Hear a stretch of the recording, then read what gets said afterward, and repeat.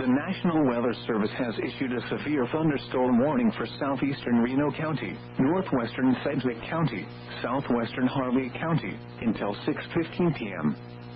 At 5:16 p.m., a severe thunderstorm was located near Haven, moving east at 25 miles per hour. This is a destructive storm for Haven, Mount Hope, and Bentley. You can expect 80-mile-per-hour wind gusts and golf-ball-size hail. Source: trained weather spotters. The following impacts are expected.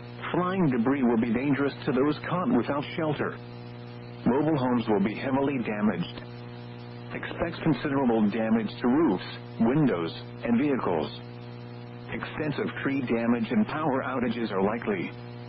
Locations impacted include Park City, Valley Center, Halstead, Sedgwick, Haven, Burton, Mount Hope, Andale, Bentley, and Yoder.